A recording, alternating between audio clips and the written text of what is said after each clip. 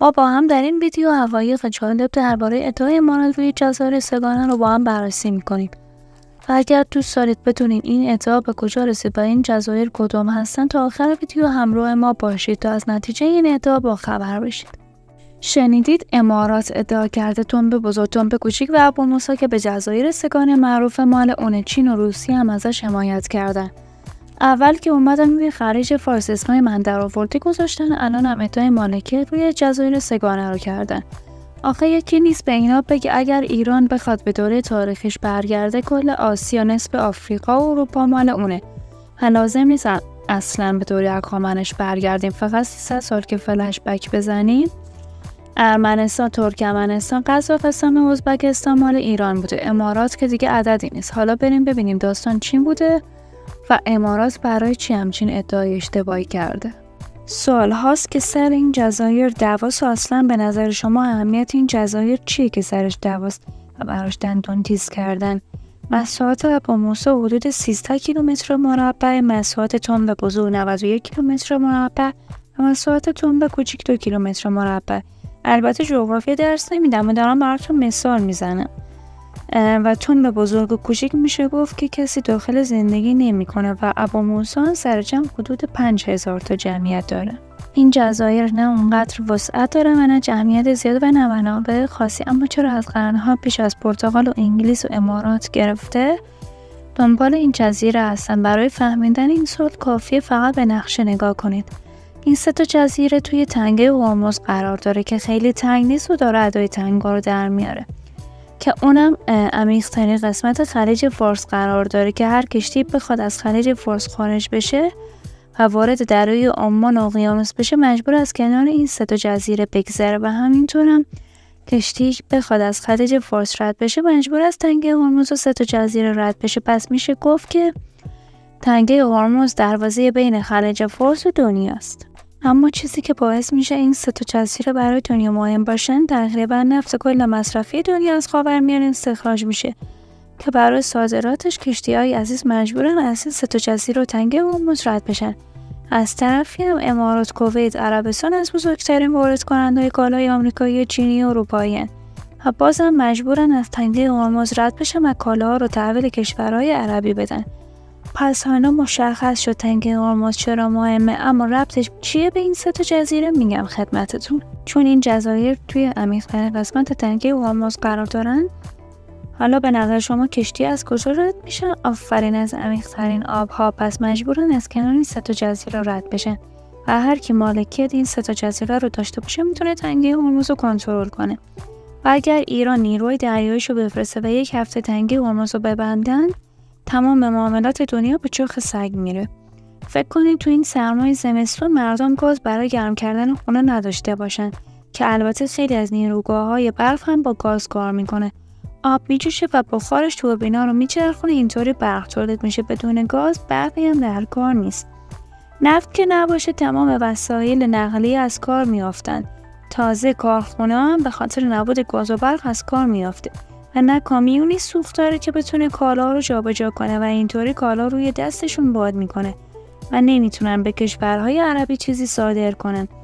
خلاصه که اگر تنگه هرمز بسته شه قیامتی به پا میشه. حالا این وسط هم امارات هوا برش داشت و دست گذاشته روی این 3 تا جزیره، ولی چرا روسیه و چین دارن ازش حمایت میکنن؟ چون اگر روزی برسه که ایران بخواد قدرتشو نشون بده، قدرتشو داره که با مستقر کردن نیروی دریاییش تنگه هرمز رو ببنده، ولی امارات مال این حرفا نیست و دل و جرأتشو نداره و طبل توخالیه. اما امارات هم اولین کشور نیست که همچین ادعای توخالی داره. اگر تا اینجا از ویدیوی من خوشتون اومده لطفاً ویدیوی منو لایک کنید و زنگوله رو فعال کنید تا با هم بپردازیم به ادامه این که کدام کشورها تونستن این جزایر رو تصاحب کنن و در آخر نتیجه این ادعای امارات چی میشه. اولین بار پرتغالیا تو چند سال پیش تو حکومت صفوی این جزایر رو اشغال کردن و 80 سال اونجا بودن، اما ایران با کمک انگلیس تونست تو سال 1602 میلادی از اونجا پرتشون کنه بیرون. زمان گذشت و تو سال 1940 حکومت شارژه و رأس‌الخیمه که الان تو اماراته با حمایت انگلیس کنترل این جزایر رو به دست گرفت و ایران چند سال باشون درگیر بود و بالاخره تو سال 1971 یا 1350 شمسی انگلیس قرار شد نیروهای خودش رو از خلیج فارس خارج کنه. اما رفتنش طول میکشه و ایران با دخالت نیروی نظامی و موافقت شیخ شارجه تونست این جزایر رو پس بگیره. و همون سال هم بحث استقلال بحرین از ایران مطرح بود. ایران هم مخالفت میکرد تا اینکه انگلیس گفت اگر ایران اجازه بده بحرین مستقل بشه، انگلیس هم جزایر سگانه رو به ایران برمیگردونه و اینطوری معامله شکل میگیره. جزایر به ایران برمیگرده و بحرین هم از ایران جدا میشه. و جالب اینجاست که اون موقع روسیه طرف امارات رو میگرفت و به دنبال حاکمیت امارات روی این جزایر بود که پای خودش رو به خلیج فارس باز کنه و پایگاه نظامی بسازه که ایران این اجازه رو هرگز بهش نمیده. حالا که 52 سال از اون موقع میگذره، هنوزم امارات ولکن نیست و ادعای مالکیت میکنه که از بیخ هم مشکل داره. حالا چرا؟ چون چه چسبیده بره. چون تا بوده جزایر مال ایران بوده. مثلا تو سال 1386 یک کتیبه تو جزیره خاک پیدا کردن که نشون میده از زمان هخامنشیان ایران روی این جزایر تسلط داشته. همینطور هم تو زمان صفویان پرتغالی این جزایر رو میگیرن. 80 سال بودن، اما ایران با کمک انگلیس پرتغالیا رو شکست میده. بریتانیا میاد تو 2 تا عهدنامه اعلام میکنه که ایران مالک این دریا و تمام جزایراشه، همانطور که قبلا بوده. روسیه و عثمانی هم اینو قبول داشتن.